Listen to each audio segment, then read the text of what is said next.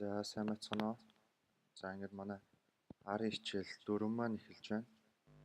За өнөөдөр хичээлийн сэдэв маань ер нь голдуу data frame-ийн талаар байгаа. За тэгээд data frame-тэй холбоотой функцүүд үйлдэлүүдийг заана.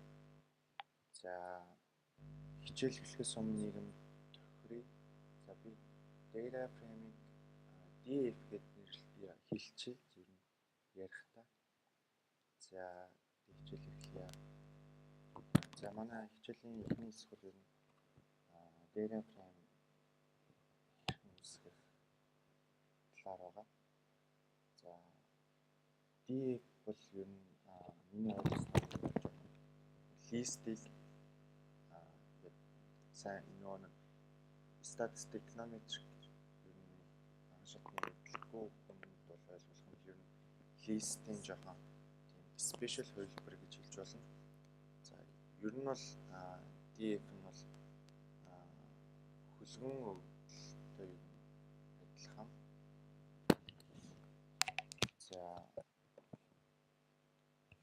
За хичээлийн хэсэгт болохоор DF-ийг ашиглахдаа ер нь R дээр data frame гэдэг функц өгдөг.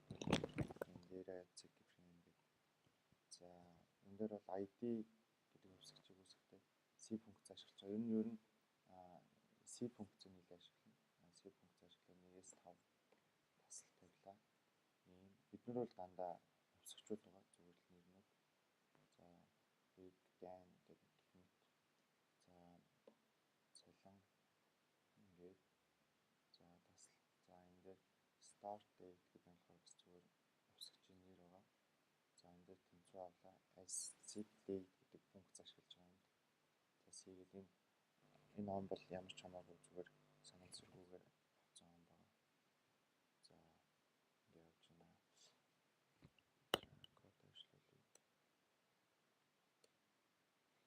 Код ажиллуулъя. За data frame иймэрхүү. Энэ бол ID гэдэг нь бол index байгаа. За тэний salary start date. За step функц ашиглаад бас DF-ийг тодорхойлдог. Одоо илүү нарийн тодорхойлдог.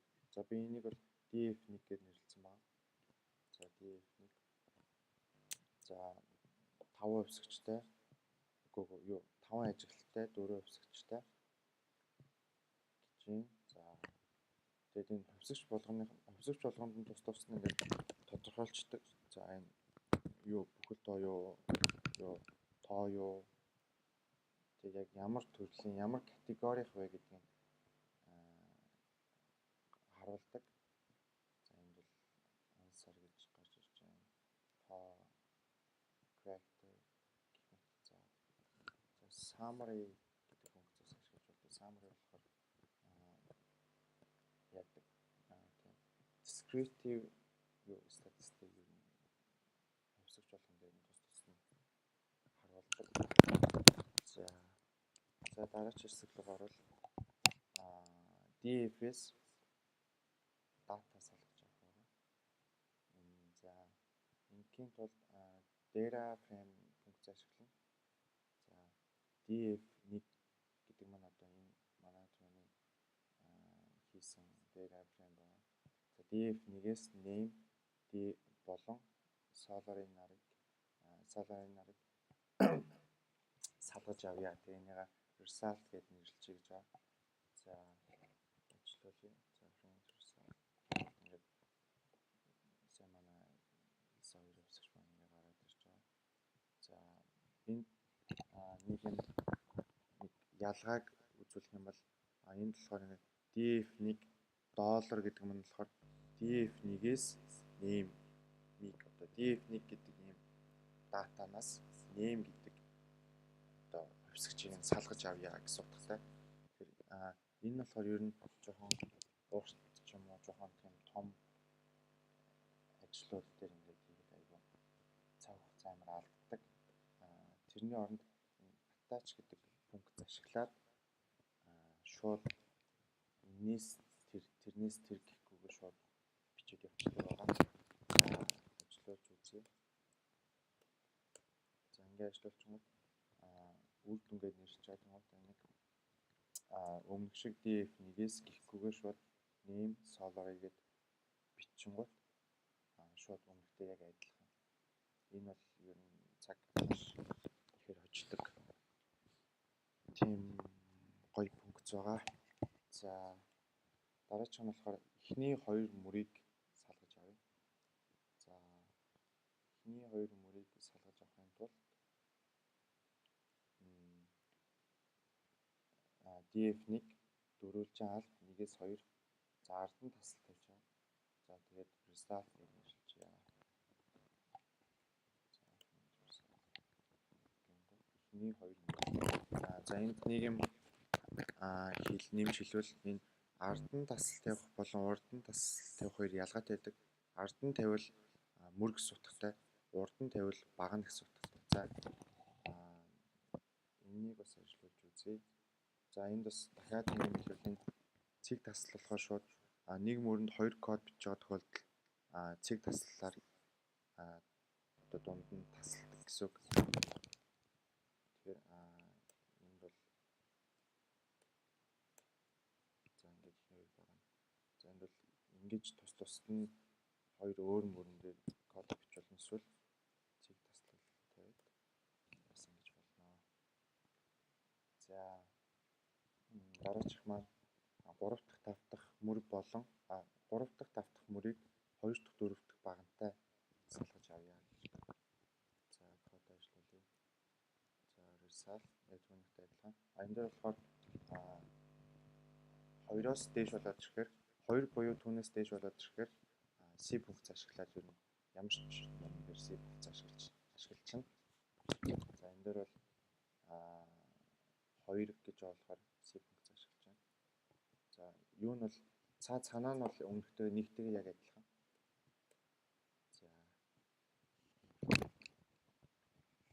За бас дата салгаж авахаас гадна data frame-аас бас data frame бас нэмж болдог.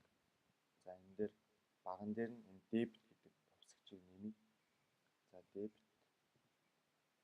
За C функц ашиглаад IT operations, IT, HR, finance гэсэн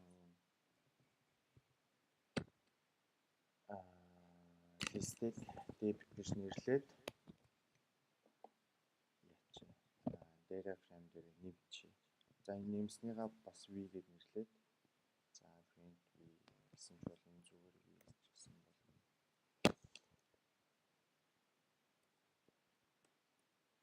За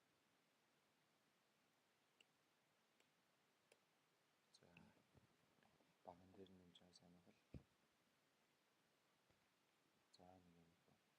За энд бол жоохон тийм жоохон яривхтай дата авч үзлээ. За одоо нэг арай ойлгоход хялбар data frame үүсгэх. За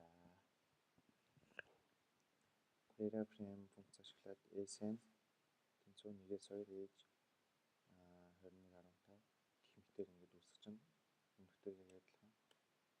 За энэ 1 2 гэдэг нь ер нь өмнөх нь индекс байгаа. За sn age name гэдгүүд бол дандаа хувьсгчвал. За step функц ашиглая. За ингээд тодорхойлж байна. 3 хувьсгчтай 2 ажилттай. За нэг гэх мэт. За type of гэдэг функцээр юу үздэг вэ гэхээр ямар төрөл вэ гэдэг нь шалгадаг. За энэ бол list гэж байна. За class гэдэг нь болохоор бас юм бол type of юм төстэй. За дараач хэсэг нь болохоор энд юу x гэдэг одоо функцийн name гэдэг хувьсгчийн одоо юу утгыг одоо харуулж байгаа код байна.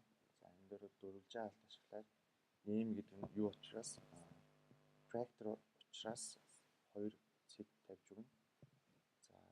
энэ бол эхний арга байна.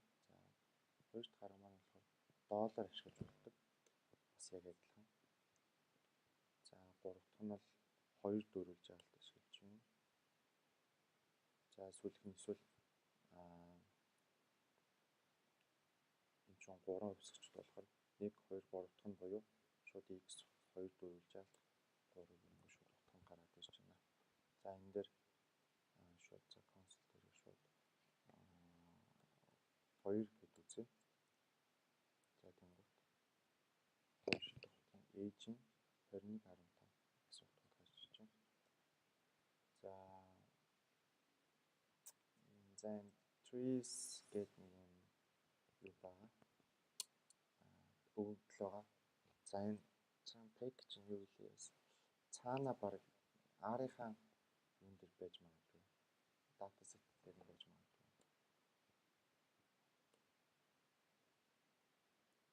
За энийг ер нь ямар шууд дата вэ тэр нь харчихъя. За нэг иймэрхүү дата маань 31 хүртэй. За энэ дээр яг ямар зүйл үзүүлэх гэдэг юм бэ гэхээр энэ head гэдэг функц байгаа. Энэ болохоор эхний одоо энэ юу нь бол тоон бол ямар ч гэж болно. Одоо энэ дээр бол эхний 3 хүртэлх өгөгдлийн салгаж авч байгаа. Салгаж одоо харж байгаа гэсэн үг. Бүр ингэж нөгөө нэг салгаад тусна өгөгдөл үүсгээгүү зүгээр салгаж харж байгаа. За энэ дээр 20 байсан ч болно. Ер нь хийчих болно. За иймэрхүү. Харин 2 3 дахь мөрийг харъя. Салгаж харъя. За энэ 2 3 дахь нь бол хийж болно. Одоо урд нь тасалт тавих юм бол бага нь болчихдог. За энэ чинь хэдэн байна вэ?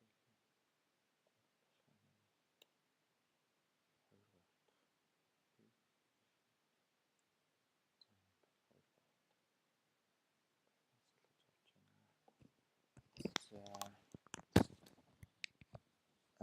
Height нь 82-оос их утгуудыг салгаж аав гэж байна. За height нь дандаа 82-оос их утгууд дөрвөл байгаа юм байна. За энэ бас хийж болно. 2 ч хийж болно. За 2-ыг бол баг бүгд байна. За гэх мэт. За энд бол за энэ болохоор ийм утгатай. 2 дахь хувьсгчийн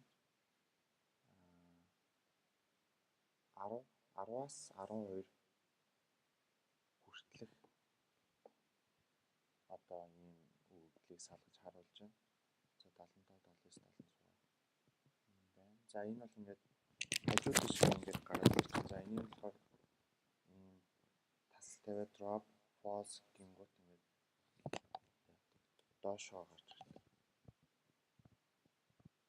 Одоо хувьсгчин дээр гарч ирдэг. Арай өөрөөр иймэрхүү байна. За дараач хийсэн болохоор орлуулах байна. За x чинь ямар дээр фрейм байгаа лээ. За x маань энэ дээр фрейм байгаа байна. За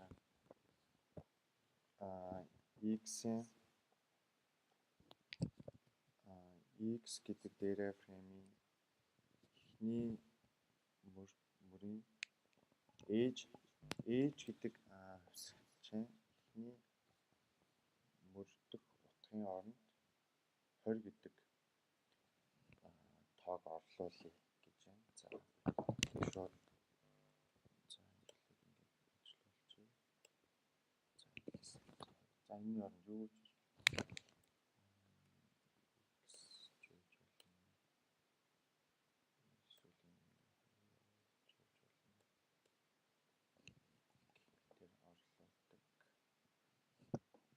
ер нь иймэрхүү орлуулах юм дээр дандаа дөрвөлжин хаалт ашиглаж байгаа.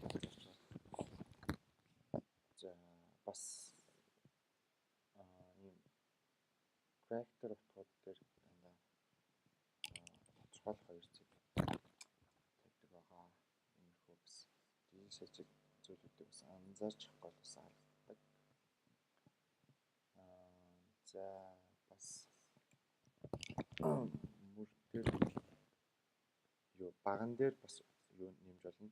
cbind гэдэг юм ашиглаад функц ашиглаад x state тэнцүү.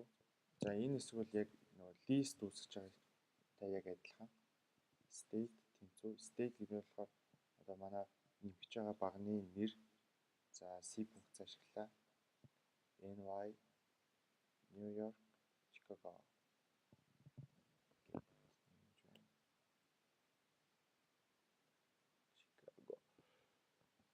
За энэ бол за энэ дээр хоёр арга байна. Эхнийх нь нэг юм хөө, хоёр дахь нь x доллар ашиглаад state. За өмнөх нь бол яг адилхан c функц ашиглаад. За энэ дээр state нэгдсэн байна. За дараачих нь болохоор устгах байгаа. За энэ дээр бол энэ нөл гэдэг нь болохоор нэг юу одоо харагдуулахгүй байна. За state-ийг устгachж байгаа. За бас нөгөө өмнөх хичээл дээр бас заасан шиг дөрвөлжаалт ашиглаад x юу хасах нэг хичээл нэг юу нүсчдэг. Эхний юу мөр маань устгachж байгаа. За энэ дээр багныг устгахыг бол энэ таслыг урд нь тавьчихвал багны эхний багны төрчээр устгаж байгаа. За дахиад хэлье. Энэ тодорхой юу цэг тасал x гэдэг нь болохоор нэг мөрөнд хоёр код бичиж байгаа тохиолдолд энийг заавал тавьдаг шүү. Энийг нөгөө кодтой холбоотой гэж ангуурдаг. Энэ болохоор яг код нь бол ийм тэгээд x гэдэг тустай ингэж гаргаж ирж байгаа шүү.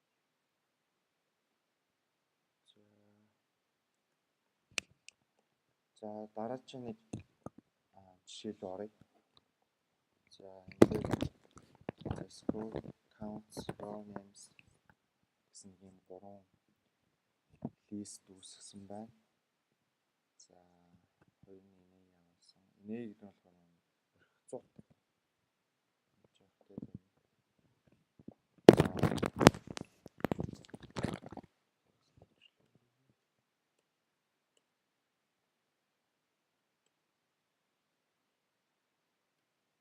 За энэ data frames core гэдэг яаж байгаа энэ бол ганцхан багантай ганцхан div үүсэж байна. За энэ шууд эсвэл хоёр дөрвөлжаалт ашиглаад бас ингээд харчих болно. За энэ дээр бас шууд row names ашиглаад бас data frame үүсгэж байна. За энэ дээр өмнө row names сууд хийгээд өгсөн байсан. За энэ дээр бас бүгэн суулж байна. Энэ counts гэдэг хувьсгчийн оронд юу values гэдэг юу хувьсгчийг сольж байгаа. Тэгээд нутг нь яг нь. За энийг ингэчих бас болно. Энэ болохоор багны нэрийг өөрчилж байгаа, сольж байгаа.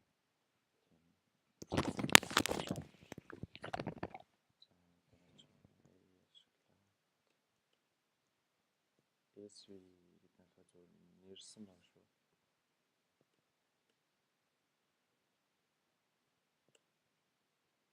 За энэ Swiss гэдэг нэг юм database юм чинь хаана вэ? Бас R дээр өөр дөр нь байгаа хаана.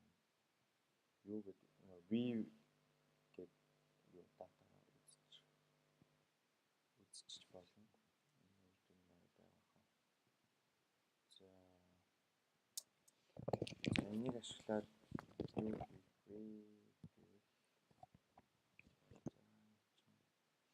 юуг нь за шууд эндээс нь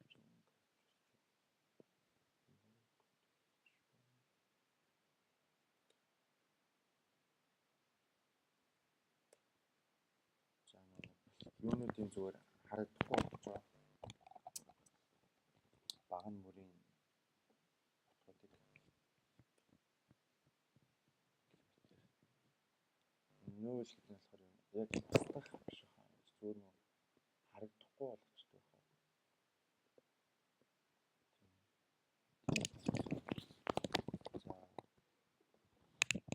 За дараач хэсэг нь сонгох байгаа юмсаа багнаас.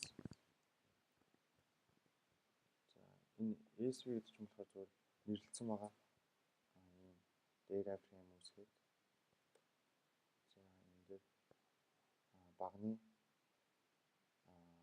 1-3 дахь багныг сонгосон байна. За энэ бас яг адилхан.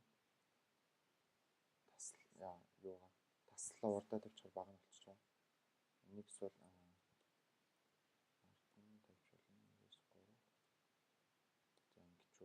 эхний 3 мөр болчихж байгаа. Мөрийг ингээд таслаад авчиж байгаа. За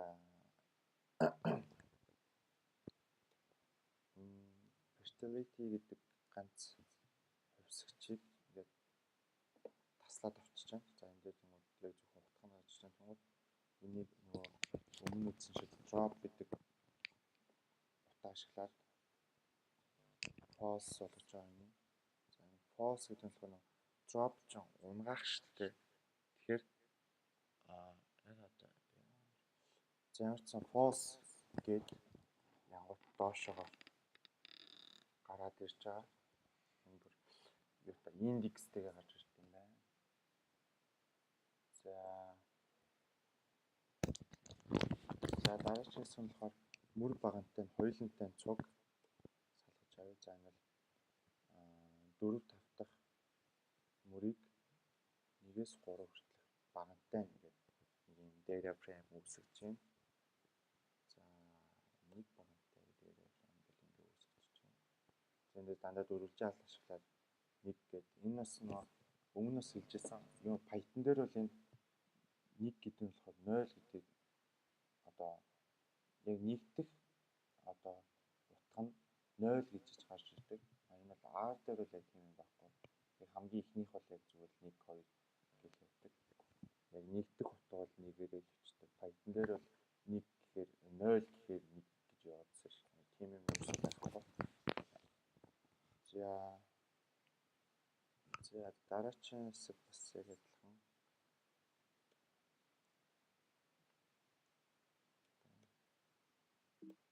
Ингэчвэл энэ ингээд цэгээ урдаа тавьчих ихний баг нь байгаа. Ингэчвэл шууд хойшоогоо дараалж яваад байгаа. Drop in false болгочгоо доошоогоо арай ихнээр харагдаж байна. За эсвэл шууд хоёр хаалт ашиглаад бас харчих болно.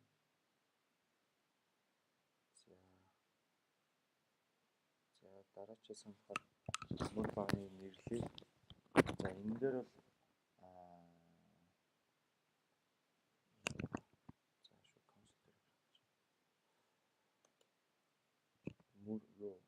мөр маань нэг юм нэртэй байна.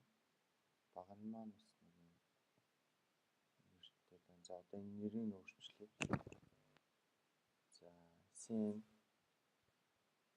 энийг ер нь бол дандаа CN гэж нэрлэх байна. Өөрөөр нэрлэхэд болдгоо шиг санагдаад байна. Энийг CN гэж нэрлэнэ. За pass гэж хаад тодорхойлох 2 цаг том x-тэй sig дооцоос lin за m call swiss sig энэ sig гэдэг нь болохоор юу яадаг хооронд нь цэгээр ингэж тасалж өгдөг тийм утгатай байгаа. За багных нэрийг CN-ээр яг энэ багных нэрийг нэрлэнэ. Буюу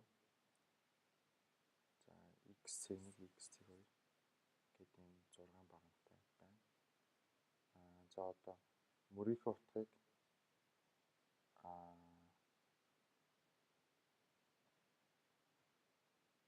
мөрийнхөө утгыг sec n rho sv гээд за юу бол мөрийнхөө утгыг бол яг зүгээр тоондор болоод ингээс шиг нэгээс ахуулаад чинь. За одоо ингээд дээрээ фрейм маань яаж өөрчлөгдсөн бэ гэдгийг харъя. За иймэрхүү ингэж өөрчлөгдсөн байна. Баг нь маань бол x segment гэдээ өөрчлөгдсөн. Мөр нь бол ингээд тоогоор өөрчлөгдсөн байна. За бас юу баганд орлуулахыг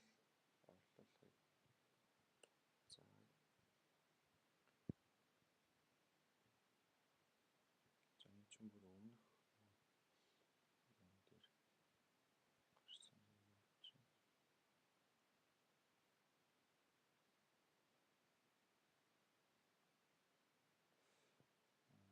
За энэ.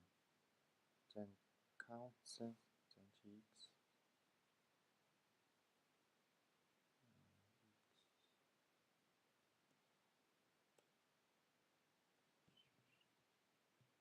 за энэ counts-ыг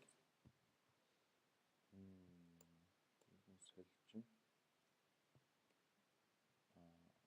Тансалжин counts-ыг жоох том 12 имэй юм байна.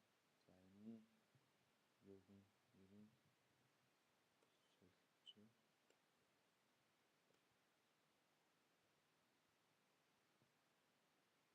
За энийг юу болгочих болох вэ?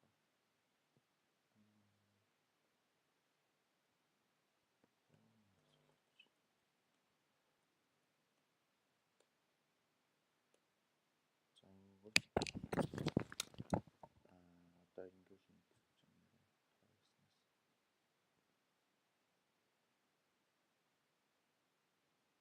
за энэ counts юу энэ raw names-ийн утгыг энэ counts дээр одоо солилцсон гэсэн үг. Одоо энэ дээр raw names ч юм болохоор 1 2 3 гэдэг ийм утгатай байсан. Тэгмэд одоо counts дээр солигдсон. Counts дээр ийм утга гарч ирж байна. За эсвэл бас